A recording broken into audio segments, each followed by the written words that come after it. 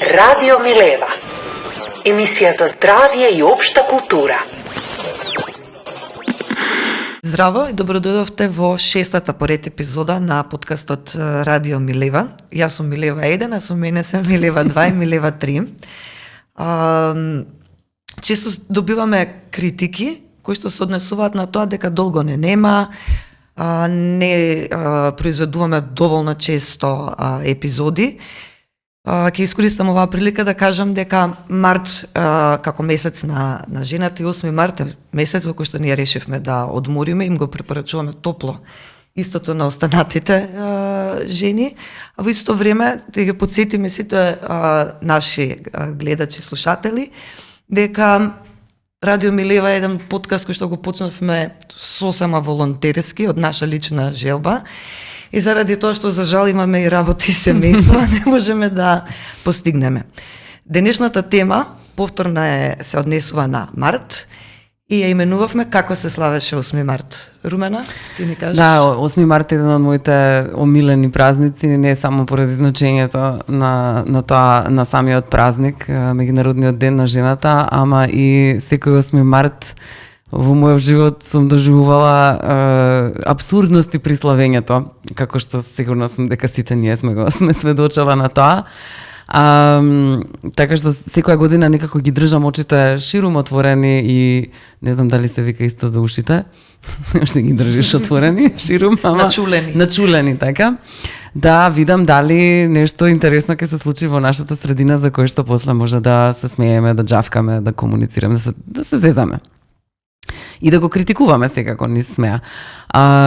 И оваа година така доста беше штаматично. Пристојно. Пристојно, навистина се изненадив, се почувствував дека ете можеби ние нешто сме направиле како феминистки овие години, па сигурно. Ама тоа не значи дека следниот 8 март нема да има нека глупост, ама оваа година навистина така помина атмосферата мислам беше прилично нормално, немаше некои јавни настани кои што беа од смешен или проблематичен карактер, како што, например, во минатото имало ситуации каде што во емисија за рамноправноста на жените новинарот на сите учеснички, кои што беа политичарки, активистки и така натаму, на крајот им се тргнал за своето пулче и на сите им даде по една ружичка. Потоа што имаше друго, освен ружите, што сакав да кажам. Имаше една година кога премиерот дојде на марш и на жената која што го читаше главниот 8-мартовски проглас и го подржа микрофонот, тоест мегафонот. Кавалерски од негова страна. Да се држи нешто до устата на жената е предизвик кој што тешко може да се сопре. Особено ако е тоа премиер на државата. Да. И млада жена беше во прашање, мора да и се помогне. Damsel in distress. Ние тука сите имавме едно фейспалм, сите многу ни беше непријатно, ама тоа е тоа. И превртувавме очи. Така е. И за мене инспирација најголема го стави во расказ кој што се вика 8 март. Беше кога за време на протестите, најжустрите протести тука околу 2016-17, жената на тогашниот американски амбасадор 2 години поред организираше како едно театро, како представа со познати и навистина битни жени, феминистки, активистки, бизнис вуменки, не знам како се вика тоа. И жени кои што беа активни во јавниот живот навистина, ама кои што се чувствуваа приморано од притисок веројатно колонијален да учествуваат во една представа што организираше амбасадорката во американската тоест жената на амбасадорот во американската амбасада, каде што мораат да читаат поезија, да пеат, не знам, или да глумат во скечеви, како на пример Rosa Parks in the Bus, например, и такви некои. И на крај таа им читаше поезија. Мислам, тоа беше многу... Тоа го видов во програмата, не бев таму присутна. Но ете, имало и такви настани кај нас. Јана, можеш да ни споделиш нешто од твојот свет на уметноста, каде што жените се обично музи? Ке се надоврзам сега на ова што го кажа ти. Годинава американската амбасадорка во деновите околу 8 март организираше изложба на жени авторки од Македонија, што беше прогрес голем во однос на тоа како изгледале претходно во твоите искуства случките таму. Инаку мојата област е интересна многу во однос на тоа како се одбележува 8 март низ годините кај нас. Доминантно е тоа што јас нагалено си го викам машкото газе, односно the male gaze, машкиот поглед на жената, така што многу често околу 8 март се организираат изложби каде што се изложуваат машки уметници кои што ја третираат жената како тема, многу често како објект на убавина, како тело, како голо тело особено и така натаму, или пак се организираат изложби со теми процут на женственоста, исто така slightly problematic, мајчинство и така натаму, како тоа да се единствените работи кои што не дефинираат нас.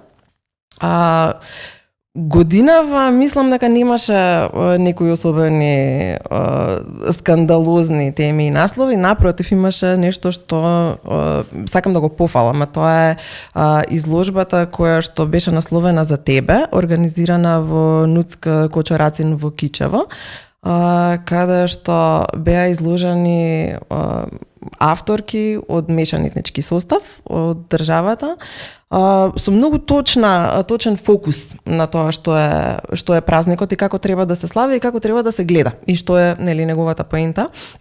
Во смисла како би се рекло pinpoint, не ми текнува сега зборот, ставање точно акцент на она што значи славење на социјалните, економските, културните и политичките достигнувања на жените, повик за акција конкретна, да се изравни теренот на борба, за да се создаде еднаков терен за инклузивност, за рамноправност и она што се пренебрегнува во славењето на празникот, така што кудос за оваа изложба. Браво за Кичево. Браво за Кичево, стварно. Добро, годинава бевме добри изгледа, дури подобри и од Хрватска. Подобри и од Европска Хрватска, односно јас би рекла подобри од Европска Унија. Така е. Да, во Хрватска имаше еден чудно одбележување на 8 март. Па, например, во Загреб, 8 март се одбележа со проекција на филм на познат алт-рајтовец, режисер, кој што се однесува на католичка светица од 19 век. Во Задар, 8 март го одбележа Хрватското народно казалиште со стендап на 4 мажи, познати по нивните сексистички, мизогини хехенца и шеги. Особено еден од нив кој што се прослави со свој стендап на претходен 8 март со наслов "Хейтам жене на дан жена".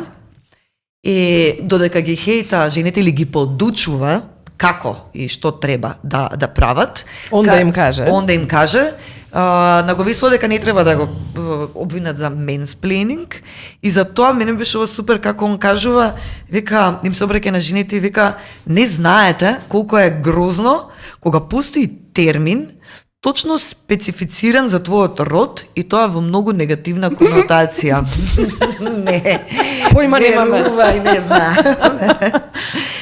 Добро, во Цриквеница, театарот Гавран го одбележа 8 март со една, да речем, пригодна представа со наслов "Све о мушкарцима". А во Дубровник, круната на овие хрватски одбележувања, се одржа фестивал Ребедум, на кој што фаќаше неколку дена, 4 дена, ако не се лажам, еден од нив 8 март, фестивал на кој што зборува 16 мажи Ни и помалку, ни ниту повеќе. една жена. На крај се смени тоа. А сакам да кажам исто да го пофалам изворот на овие сите информации. Тоа е симпатијата на сите феминистки во регионот, Борис Постников, кој што пишува за портал Новости, веќе втор пат го спомнуваме него, многу му се интересни текстовите. Овој се викаше културен водич за 8 март. Да. И имаше направено како список од сите овие работи кои што се случуваат, се случувале во Хрватска. Последниот беше овој како му даде Гран Прик му даде, да. Гран Прик доби награда овој фестивал во Дубровник. Интересно беше излеза тој. И јас го проследив тој скандал, прилично ме интересираше и на крај така малку и се подвознемирив, морам да признаам од речиси и очекуваното, не знам зашто секогаш ми е толку неочекувано тоа. Ама очекуваниот исход од тоа дека тие што мислевме дека не се другари, баш и не се никакви другари, дека не поддржуваат и дека секогаш кога е не знам, машката солидарност во прашање ќе излезат повеќе таму или ќе молчат. Се изнервирав и наместо да кажам зашто станува збор, почнав да зборувам за исходот. Значи, добро. Ако, нека се види и тоа. Значи, излезе програмата и стварно 16 мажи, а тоа е левичарски фестивал. И беше посветен на Предраг Луцич и дури имаше стих еден негов земен. Како наслов беше "Купи ми мама еден мали рат". И единственото женско во све беше мама во насловот. И повторно беше како некои мажи што си играат војна собрани таму. Ама имаше и реакција од многу. жените во регионот, од феминистките во регионот. Па тоа ги натера всушност мислам шокантно беше кога се виде дека 16 мажи се на, значи ни една жена да не викнеш. Значи 3-4 дена фестивал. 16 луѓе да треба да избереш и да не ти пролета. Да. Изглава ни една жена. Кој што може да зборува за пацифизам или против национализам. Немаат жените што да кажат, како да ви објаснат? објаснат? На овие теми да му се снели динамите како. Мислам неверојатно. И потоа организаторот на фестивалот, тоа беше доста смешно, почна се кара со феминистките и со новинарките и со сите луѓе сите жени кои што всушност ги искритикува. И тука настана и па еден прилично смешан хаос, бидејќи жените почнаа да се зафркаваат дека е тоа сосидж парти фактички, што е, мислам, се смеевме нормално сите. Но организаторот се караше и ги вреѓаше жените, тоа се случи. И нашите пријатели, од кои што беа голем дел од нив беа се наши пријатели левичари, кои што ги познаваме добро, другари ни се, дури лично им пишувавме и јас лично пишав на еден од нив. Знам други кои што исто така лично им се обраќа, ниеден од нив јавно не излезе и не кажа, знаете што? Јас бев поканет, не знаев дека нема да има жени, ова ќе го поправиме, извинете. Значи ништо не треба се каже освен да ја прифатиш грешката и да се извиниш, но се чини дека тоа е многу тешко. Молча, затоа што исто така знаат дека молчењето на некаков начин ја убива темата. Пошто излезе нова програма на фестивалот во која што беа вклучени и жени, беше отворена тема, беше отворена трибина баш за 8 март. Демек да се дискутира за проблемов и тоа што најмногу болеше беше што Борис Дежуловиќ ја водеше темата. И наместо да го малку да го тематизира или можеби да се извинат за тоа што се случило, тој многу зборуваше за јајца. Броја јајца. Добро, тоа беше нека дел од критиките беа дека на жените беа дека прават фестивал со 40 јајца.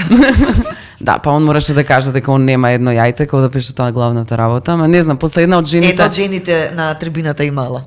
Да, имала јајца, па... Ќе надомести за да, ќе надомести, тоа е начинот како... Мислам, многу се збореше за јајца. И го нарече тој всушност целото тоа што се случило мал селски скандал, и дека не било начин да се разговараат овие работи преку Facebook, туку имало други места каде што ќе се разговараат. Па еве, јас би сакала да го прашам и Дежуловиќ и сите поддржувачи и молчачи пријатели, каде побогу ние имаме простор да разговараме кога не викате? Каде имаме ние институции кои што ќе се погрижат за нас, ако вие не го кажете, меѓу другото, ако не застанете и вие во наша поддршка. Ете, како се прави тоа, ако не се прави преку социјални мрежи или преку други начини на кои што ние мора да се умрежуваме солидарно како жени? Ма и просто за оваа реакција да наречеш мал селски скандал е навистина релативизација на проблемот и на грешката, просто ворете да се сгреши. Јас не би имала никаков проблем на 8 март да видам трибина, панел со сите мажи кои што зборуваат за 8 март. Мене тоа би ми било интересно, но ако е така времено. Да. Значи, ако правам, би отишла на драго срце да чуем што за мажите, како мажите гледаат на 8 март, колку за нив е важен феминизмот и колку за нив е важен 8 март како ден. Но ова апсолутно не беше така. И тој термин мал селски скандал. Тој кај нас се има случајно кога ќе дојдат овие теми на дневен ред, да се кажат се расправате како жени на чешма и така натаму. Како да нашите критики просто ја утнуваат поентата. Имаме поважни теми за секогаш кои што зборуваме и тоа е многу често видливо во левицата. Јас сум била дел и основачка на Ленка, на левичарското движење. Кога ја основавме Ленка, беа сите мажи, бевме две жени и како прави левичари првата година седевме и состанчевме по 8 сати зборувавме за битните аспекти на борбата. Во сите овие состаноци, дури после тоа станав свесна. Јас и другата девојка бевме, нашата улога беше клучна, бевме записничарки. Тука може феминатив да се искористи. Апсолутно. Инаку записничари ке бевте.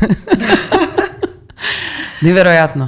Мислам, тоа е целокупниот проблем со левицата, целокупниот, таман работа, целокупниот, се извинувам, но има еден огромен проблем со левицата е што гледам голем шовинизам кај неа. Ова се види исто во конкретниот случај во Хрватска.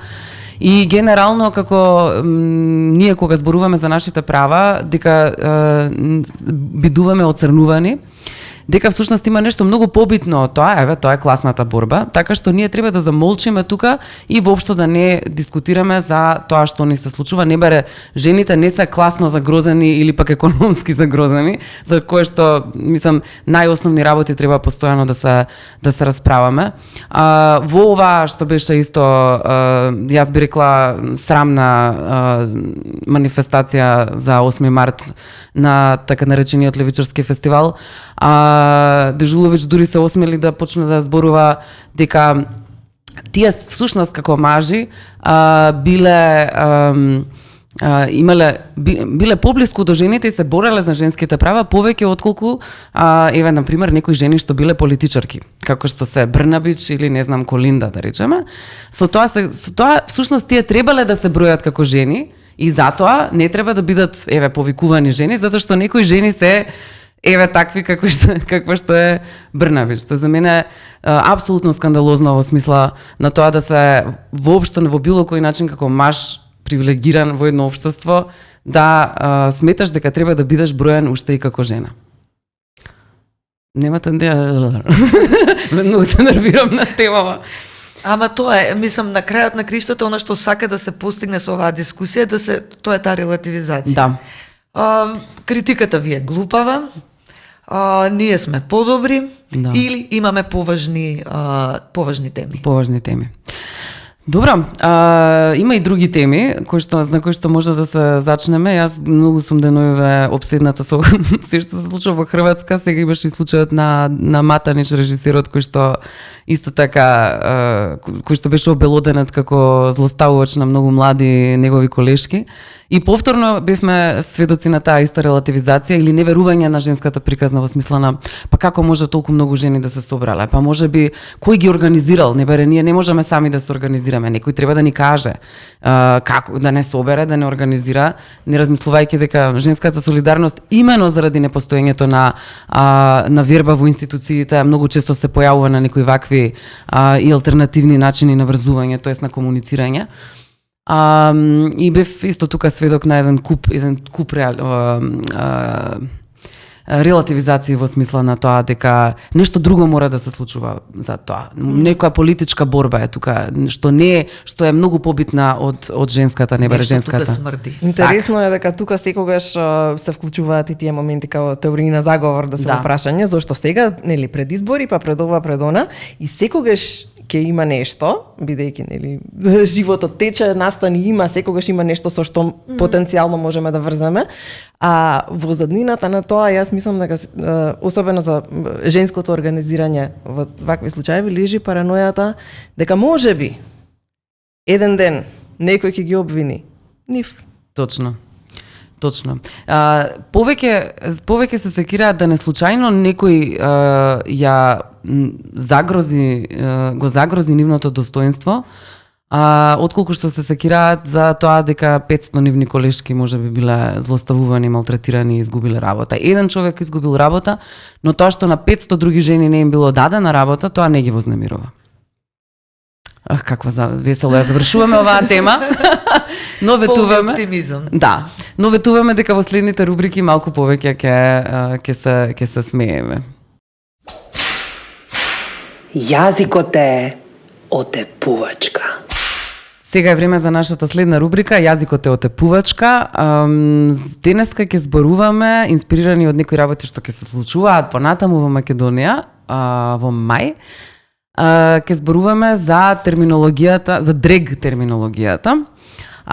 Исто така сме инспирирани од еден текст кој што го објави моја студентка истражување. Многу сум горда на неа дека воопшто потегна таква тема, беше дипломски труд, па потоа го разви во поголем текст, објавен во списанието Современа филологија, можете да го најдете онлайн. Се работи за Ана Илиева, текстот се вика Преводливоста на специфичните термини на дрег уметноста во RuPaul's Drag Race.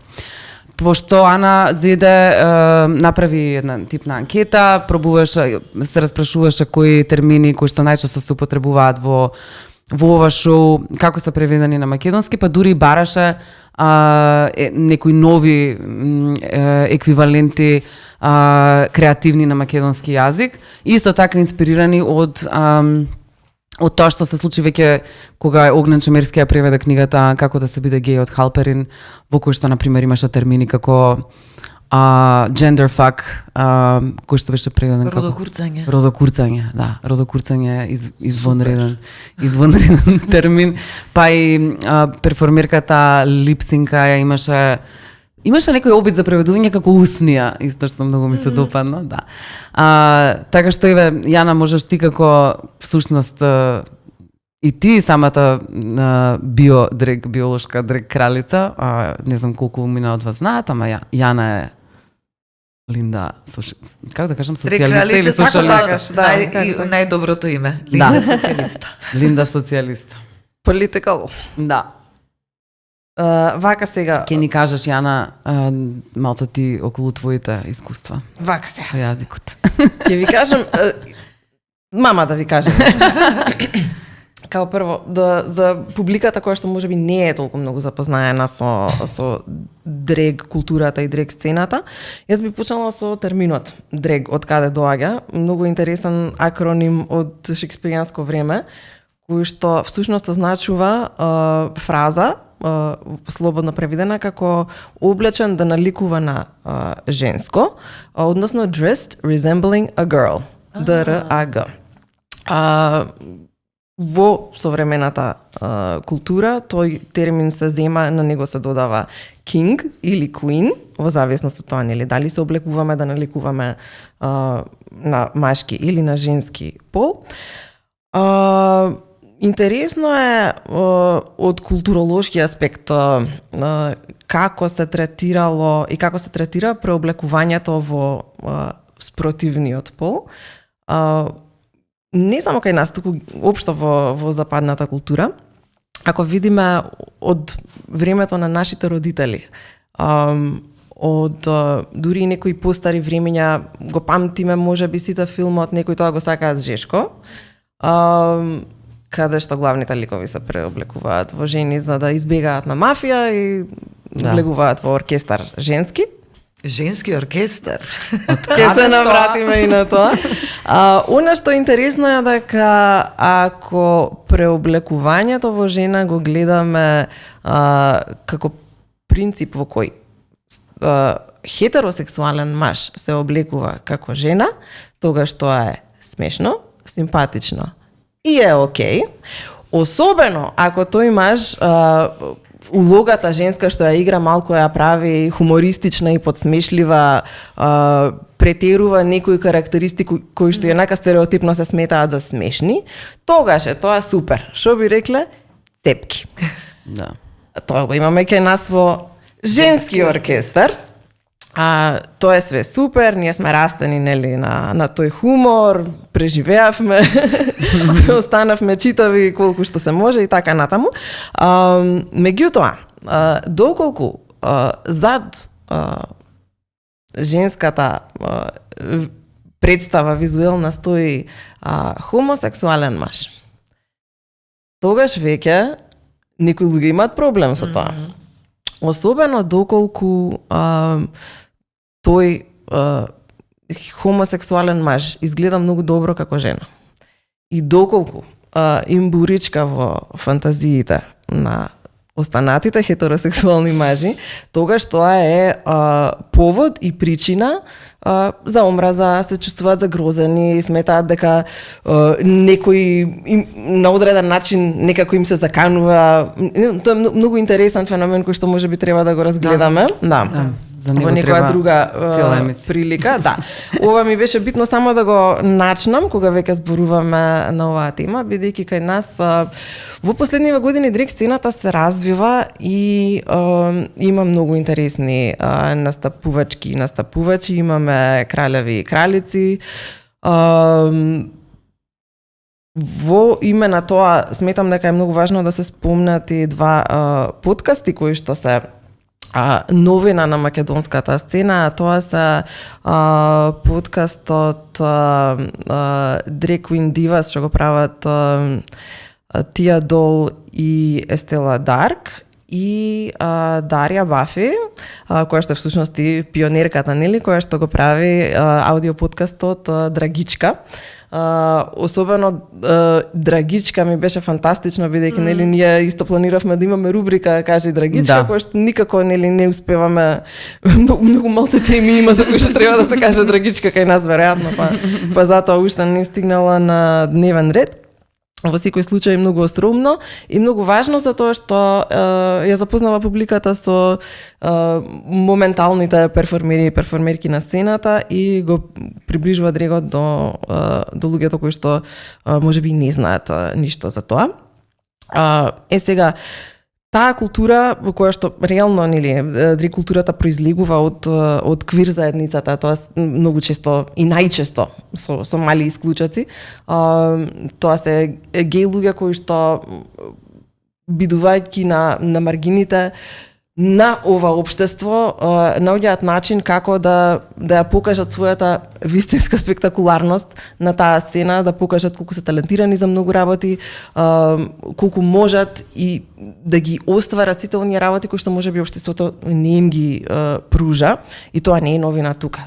Дрегот како дисциплина тоа го прави и од многу одамна и од болрум сцената од Америка така всушност и почнува. Знам дека малку забегувам, ама важна ми е темата. Ќе ми простат гледачите. Она што е битно во сето ова е што таа сцена во моментов кај нас ќе понуди еден многу интересен настан кој што ќе се случи на 18 мај. На 18 мај во лабораториум ќе имаме прилика да видиме пресек не само на македонската драг сцена, туку на балканската сцена, на настан кој што се вика Драгославија. Оние кои што ја следат сцената знаат дека Драгославија не се случува сега и овде првпат. Драгославија настан кој што е начнат во претходните години се одвивал и во останатите екс-ју републики, што во живо, што онлайн за време на пандемијата, и се труди да ги вклучи дрег перформерите од бившите Ју републики. Така што ако не успеавме ако не успеа обичните луѓе да ги премостат разликите националистички и секакви хејтерски, тоа го успеа да го направи Квир заедницата и успеа да го направат дрег перформерите. Да. Така што тоа е нешто што е многу важно. 18 мај, ако сте заинтересирани, следете ги социјалните мрежи, ќе има повеќе информации за тоа како да си набавите билети. Сега дрег сцената и квир светот си имаат нели своја можеби на одреден начин изолирана култура, таа произведува и свој термини, свој јазик.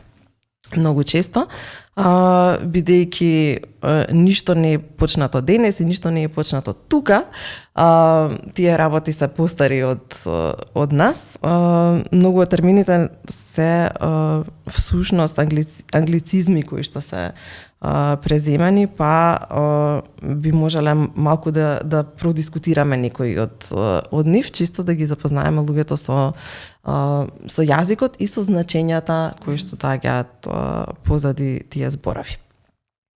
Почнувајќи нели од термините дрег крал, дрег кралица, нели тоа веќе од прилика е јасно што значи некој што се преоблекува во спротивниот најчесто пол, освен ова ќе памти го подсетиме после кога некој се преоблекува во сопствениот пол, со тоа сакајќи да ги хиперболизира особеностите на сопствениот пол поради различни погоди. Дрег кралевите и кралиците најчесто историски биле исфрлани од дома пред затоа што биле геј. Затоа имало потреба да направат свои нови семејства. Затоа постојат дрег куќи, во оригинал дрег houses. И тие куќи имаат дрег мајки, односно drag mothers. Во отсуство на вистинско семејство се создава семејство од Избрано семејство. Оно што беше интересно кога прв пат се појави дрегот, нели, кај нас, и кога се појави терминот drag house, приметивме дека зборот house не се пишува како што треба на англиски, туку се пишува H-A-U-S. И тоа има своја позадина. Многу често писменоста и спелингот точен е привилегија на оние кои што можат да се образуваат и кои што имаат време и можност да научат се. Реалноста е дека не секој ги има тие привилегии секогаш. Тоа што станува збор нели за овие општите работи. Ова го претвори во досадно предавање, јас се извинувам. Не мораш сите да ги кажеш. Не морам, да. Избери уште едно и две и ќе им кажеме каде да си ги најдат. Дрег кралиците многу често пуштаат музика и на неа отвараат уста. Тоа во оригинал се вика липсинг. Кај нас го преведуваат како липсинкање, или пак пеење на плейбек. Тоа е термин што го знаеме од фестивалите како Макфест. Не, тамо во живот нели пеа. Порано имаше и плейбек. На МТВ пеа така. И на МТВ. Кралиците кажи им за трейд. Ќе кажам и за трейд. Шејдање е кога сакаш на другиот или другата да му дадеш критика. Меѓутоа, таа критика е спакувана во остроумна и не премногу болна опаковка. Јас кај нас тоа би го превела со фрлање сенка или помрачување. Tea, чај. What's the tea? Spill the tea. Тоа во превод би дошло седнуваме, пиеме чај и оговараме. Да. Кај нас е кафе тоа. Кај нас е кафе мафе, да. Понатаму, трейд. Трейд е одличен термин, затоа што всушност го тангира аспектот од една страна на вистинскиот род на дрег перформерот, значи ако најчесто се дрег кралици кои што се мажи, се смета дека трейдот е тој кој што е згоден маж, привлечен кога е во, нели, кога не е во дрег, и доаѓа од таму што се сметало дека оној кој што е многу згоден може да направи трейд за пари, да го продаде своето тело за пари, да го да тргува со сопственото тело. Сега само ќе ги спомнам зборовите како work, slay, squirrel friend, kiki, kai. И ви давам можност да си отворите, да си разгледате што значат и да размислите за евентуални преводи на македонски на овие термини. Има некои преводи, кај ова баш кај бидејќи Ана во овој текст бараша преводи на некои од терминиве. И има за Squirrel Friends, некој има дадено верверитрици, ама Squirrel Friends доаѓа од жени, мажи кои што се во дрег, ги викаат верверички because squirrels hide their nuts. Затоа што такаат, нели, зашто си ги кријат тестисите. И тоа не е баш исто со верверитрици, ама добро итро да си ги скриеш, можеби исто до некаде има. За мене една од добрите, најомилената, да спомнам, превод ми е, кој што повеќе е за писмено употребување, но стварно сметам дека е многу иновативен и интересен баш за македонскиот јазик. Тоа е Her Story, нели, женска историја, која што ја имаат напишано со и со надреден знак. Историја со и како кратката заманска форма. Тоа е баш добар. Мене баш ми се свига имене за тоа. Историја. Иако функционира само на писмено. Супер превод. Добро, пред да преминеме во следната рубрика во наше време, сакам да прашам дали во наше време женски оркестар беше дрег шоу? Нашето дрег шоу.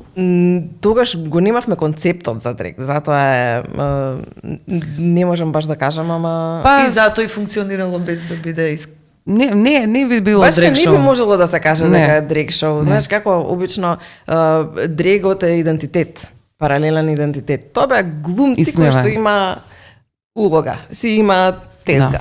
Точно.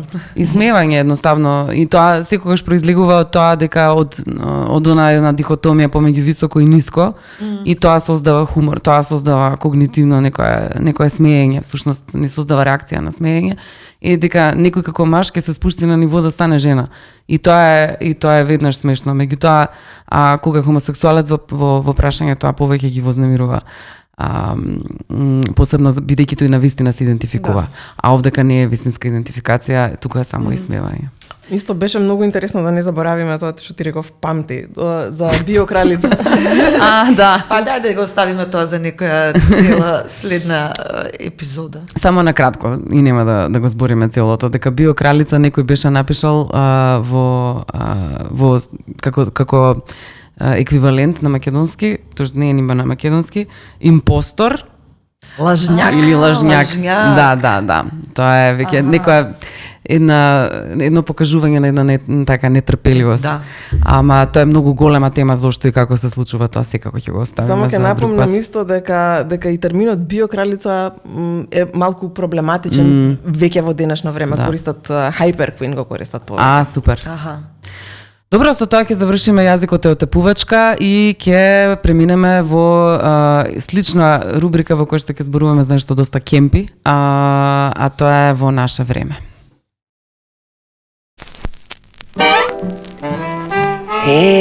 Во наше време. Се враќаме во студиото на Бруталиск и да завршиме со една кратка анализа на... Се надам дека ќе биде кратка. Кој ќе каже дека кратка, обично бива 5 сати, ама нема. Ена веко ќе анализираме и песната Келнер. Еднаш веќе анализиравме... Ристо Бомбата. Сега, дали некој од вас сака кратко да раскаже што се случува во таа песна и во тој спот со Една веко е келнерот? супер симпатична. Мислам, сега Страшно кога е се симпатична. Да, сега кога ја пушти после толку време си викам, знам зошто ми се свига, многу ја сакав кога бев мала. Екстремно симпатична, мислам ден денес би прошла со супер кариера. А песната Келнерот е песна за тоа што една веко е во кафич, се заљубува во келнер кој што сваќа дека е сгрешен, односно е геј. Може да ги кажеш како на знаките? Она вика, не сака да се дружи овој што е очигледно чуден сој. Мислам дека озбилно е сгрешен келнерот мој.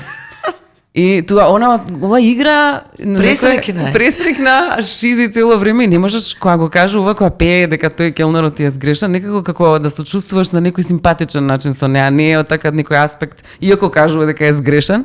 И после вика, кои се назнаките? Не слуша рап. И потоа се гледа дека не е стрейт. И пие млеко и слуша лути джезови. Имам еден джезор во студиото. Значи геј од наше време беа мажи што слушаат джез, дути джезови и пијат млеко. Да. И работи за да купи скии со скупи везови. И уште некои имаме тука во студиото што сакаат да скијаат исто така. Со скупи везови. Ако не пијат млеко, не е сигурно што се. Има и неколку джезови везови, добро. И после тоа, сега после она почнува да раскажува во песната всушност што се случува во кафичот, пошто она чека да се пушта нешто, ама не знам, келнеров нели не се пушта, вика, рече дека чека еден дечко со кој што биле цимери. Па тоа е апсолутно референца за геј пар, цимерите. И тогаш видов, вели, дека носат исти јакни и ланчиња. Значи, Family resemblance. Да се вратиме на RuPaul's Drag Race. И јас си реков дека дома може носат и фустанчиња. Тоа е следниот. Again. Па се зошто оваа песна не е навредлива, него иако е во наше време и тогаш се навистина се кажуваше дека некој е сгрешен, нели? Кога и се уште се кажува, не? Да, се уште се користи тоа и е апсолутно хомофобичен збор сте тие работи. Што е разликата со оваа песна што ете така не е? Знаеш што недостасува тука за да ја судиме исто како Ристо Бомбата, го нема тоа насилие. Океј, он е геј, има цимер, супер се изнаигра во студио, пие млеко и слични работи. Овие ке Ристо Бомбата човече го иселија човекот од зграда. Да. И игра со пластичен пенис. Да. Во што те удира по глава. Има нешто кемпиво. Има кемпи и кај Ристо Бомбата дури. За жал или за среќа, не знам. Има и кај кога ќе видите и веко е уметничко име. Албумот е, баш тоа размислував, Бубачки и шумски ѕверки се вика, референца на Славко Јаневски, пионери, пионерки, Бубачки и шумски ѕверки. Песната е преработка од една стара рок-н-рол, која што не можам да се сетам која е, меѓутоа е нели, се референци и од тој аспект многу е кемпи затоа што потсеќа на Дрег. Дрегот цела е референца. Дрегот нонстоп преферира на нешто друго. И од тој аспект е многу интересно како имаме во наше време некоја хомофобична култура, која што во суштина ги носи сите карактеристики на културата која што на одреден начин ја исмева. Да. Но клучно мислам дека исто така баш дека е жена, дека не пее со некоја пее како да страда, дека ете овој келнерот како на крај вика како се заплеткувам јас во некои вакви чворови. Да, на крај самата си се жали како да ета леле пак ми се погоди некој што не можам да се фатам со него, нешто. Исто така од известна варијанта ако го пееш како геймаш, можеш да си кажеш па кај си навлегов пак нешто тешко ми е да си најдам партнер или дечко во ваков свет и може да се приначи од аспект дека ете жената која од аспект на жена бе луѓе. Не е толку ранливост, ствар. Не е Ристо Бомбата, тепачот и другарите што сакаат да го исфрлат од зграда, туку една девојка која што едноставно е разочарана дека овој слуша джез, пие млеко и има цимер. И мрази рапери, да. Добро, со тоа завршуваме оваа епизода на Радио Милева и да, ќе има 7 епизода, дефинитивно. Очекувајте не за месец дена, тогаш ќе ви ја пуштиме најверојатно. Чао од сите нас три.